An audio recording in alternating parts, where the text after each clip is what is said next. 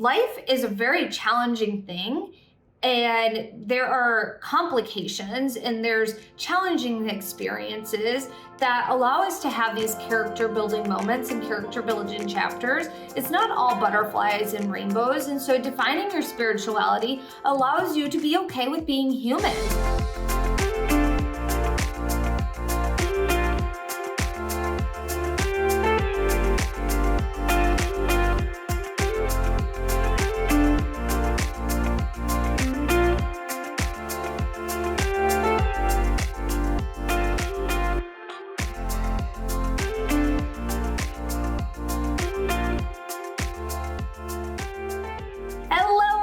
Welcome to today's show. I'm so excited you are here. I'm so excited because we're going to talk about defining your spirituality, your spiritual life. I think this is so important because it does not matter what you were taught. It does not matter what I think. It matters what you think. It matters how you define it, because you are the creator of your reality. You are the beacon that gets to illuminate your path. And yes, you get support from creation. You get support from God, whatever sacred title you give that sacred being, and from your guides. I think that defining your spirituality and understanding what it is supports you in having a more spiritual life. It supports you in living a spiritual existence, because you're a spiritual being having a human experience. And when you have these human experiences, that can be tough, that can be challenging, that can be amazing and blissful. It supports you on staying on your path to evolve, to have your many purposes here in this timeline, in this lifetime, so that your soul can accomplish what it wants to accomplish. Spirituality is unique to everyone. And when you define it, you get an opportunity to really anchor into your center, into your heart, and know that this is going to be your guiding path. You are also allowed to change your mind. Let me say that again. You are allowed to change your mind on your path and redirect your course at any time. So if there's something that you're doing now that does not resonate with you, you're allowed to change your mind. And I'll give you an example. I was taught very early on in my spiritual path that you are to be a vegetarian or vegan. I was a vegetarian. I was a vegetarian for a very, very, very long time. However, I got very, very sick from being a vegetarian. My bones felt like they were going to break. I felt so fragile. I felt so malnourished, but I didn't want to go against what I was taught. I also wanted to practice nonviolence, but my body was not okay with it, because I have certain genes, I have certain autoimmune things, I have hypermobility, and my body was not okay with the lack of minerals and vitamins I was not getting because I was not eating any animal meat. With that being said, I'm not telling you not to be a vegan or a vegetarian if you are. I'm just sharing my example of what I had to change my mind on in my spiritual path, because it wasn't right for me. After visiting many health practitioners and them telling me I had to start adding animal product back into my diet, I finally had to make peace with that decision. And I had to redirect this thought of what do I consider nonviolence if I am eating animal meat? And that was, they had to be ethically treated. They had to be grass-fed. They had to be pasteurized. And they had to have lived their best life to completion. And that made me feel better about it. And let me tell you, the second I ate bone broth, chicken bone broth for the first time in many, many years, I could feel life coming back into my body. And I have asked many times in my Akashic records, like, hey, can I be a vegetarian again? I always get the answer no, because of the type of human body that I have in this experience, and that it is not conducive for my health. And so I had to make peace with that. And so you get to decide what's right and what's not right for you, what's true, what is not true for you. And you get to also not follow what you are taught if it doesn't resonate with you, because you are the ultimate creator in your life, and you get to live your spiritual life how you define it.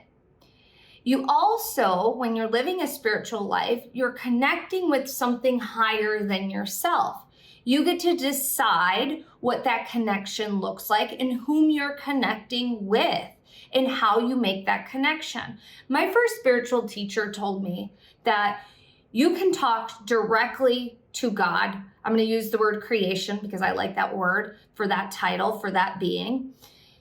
That you can talk directly to creation. You don't have to talk to anybody else in order to get to creation. I'm like, yeah, that makes complete sense. But there are some belief systems that you have to work through other beings in order to connect with creation. That's totally up to you. If that's your belief system, that's great. Whatever your belief system is, I'm going to respect that. And you might not have everybody that respects your belief system. The main thing is it your belief system? And do you respect it? Do you believe it? Because you're the one that gets to define it.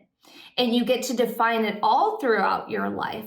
You also get to redefine and deepen and strengthen what that connection looks like and how you connect. And you connect through that higher connection through rituals, practices that support you in living a spiritual life. Everything can become a spiritual practice if you allow it to be. And that is as simple as washing the dishes, shoveling the snow, taking out the trash, sitting down to meditate, lighting a candle, setting up an altar. Everything in your life can become a spiritual practice if you allow your perception to embody that, if that's something you want to do. You don't have to do that. Some people believe that spirituality has to be this super complicated thing. Do you believe that? For me, my belief system is not. It can be simple. It can be easy. It can be as simple as a breath, and redefining and reconnecting to my light source within, which then connects me to my God self, my creator self, because I believe creation dwells within me and dwells within everything. And so if I'm connecting with everything, if I'm connecting with a tiny crystal, or if I'm connecting with a small snowflake, or I'm brushing my feet or touching the grass with my feet, I'm connecting. But am I willing to allow that perception of connection to come to the forefront of my awareness? That's what you get to define. And you're going to be defining this the rest of your life. And it's something that can be really fun. You can also make it really stressful if you want. For me, I want to make it fun, because why not? It's such a beautiful thing. It's such a magical thing. And we get to be the ultimate creators of our reality. And we get to feel that connection. We get to be that connection. And through rituals and practices that can be cultivated through deep, deep reverence. It can be cultivated through breath. It can be cultivated in so many different ways, but that's totally up to you. I have this spiritual practice of taking care of my plants. When I'm taking care of my plants, I'm talking to them. I know they're sending me beautiful vibes back. I'm connecting with them. They're connecting with me. And we're creating this beautiful harmony within my household and within their environment and within my environment.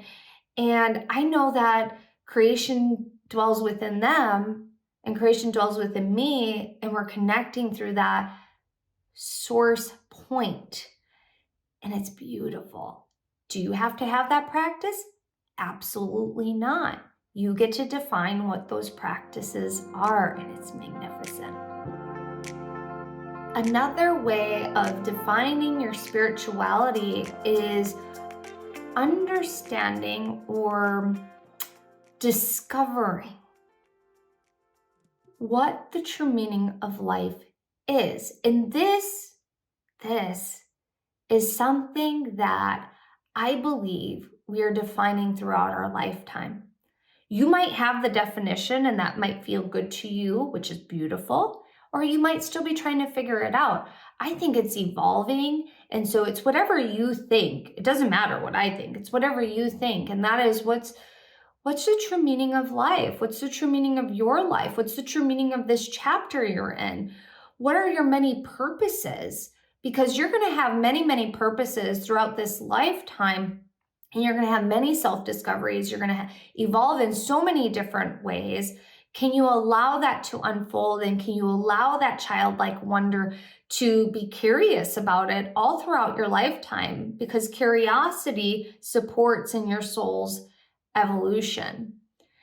The other thing that I think is really important to define is, what does spirituality look like in this chapter of my life? And can I give myself permission to allow it to evolve as I evolve? And this looks different through each chapter. So for me, I have had many different types of meditation practices. Some look very simple, some are very extravagant. It just depends on the chapter that I'm in my life. And when I had my daughter, my spiritual practices really didn't change, because they were like, I had space when she would take naps, and I would be able to do all the practices that I love doing. And now that she's a toddler, our morning is very different. And so my spiritual practices look very different than what my morning practices used to look like. And I'm okay with that. And I have to make peace with that. I'm not going to beat myself up over what is currently happening. I get to adapt and evolve as each chapter unfolds, because every chapter is going to look completely different or slightly different. And I get to allow what my spirituality gets to look like, gets to feel like, gets to be as these chapters unfold. And that's the exciting thing, because for me, I don't want my spiritual practices to be stagnant. I want to be excited about them. I want them to be fun. I want to look forward to them. And the more that I look forward to them, the more fun I'm going to have, and the more deeply connected I'm going to feel. And for me, meditation is an opportunity to really connect with my psyche, connect with my subconscious, connect with creation, so that I can get the answers to my prayers, so I can uncover and heal parts of myself that are ready to reveal themselves to be healed. I also know that my spiritual practices allow me to be a better person. Like, life is a very challenging thing, and there are complications and there's challenging experiences that allow us to have these character building moments and character building chapters. It's not all butterflies and rainbows. And so defining your spirituality allows you to be okay with being human, because the human experience is amazingly beautiful and complicated all at the same time. And when you lean into your spirituality, you are taken care of, you are supported in a completely different way than without it. Like, it's really that simple. And if you've been listening to this podcast, or you just happen to come across it, or you're watching the YouTube video, there's a reason why I showed up on your page today. And there's a reason why spirituality is a part of your life. And for me, spirituality saved my life, and I continue to lean into it. And it is something that allows me to be the best human that I can be, so that my soul can evolve. And it's such a beautiful thing. It really, really is. So with that being said, I want to encourage you to define what spirituality means to you, what that connection is, what your spiritual practices are, what your rituals are, what's true, what's false, what's ethical. Because when you do this, you'll know if what you're doing is supporting your spiritual life or going against it. And remember, you're allowed to change your mind. You're allowed to adapt what you believe in. You're allowed to evolve what you believe in. You're allowed to shift and change as you shift and change your perspectives. And it's such an amazing thing. So, all right, my friends, I hope you enjoyed today's episode. Please make sure you like and subscribe, and I look forward to seeing you in the next one. Please also share this with a friend if you think it's helpful. All right, bye.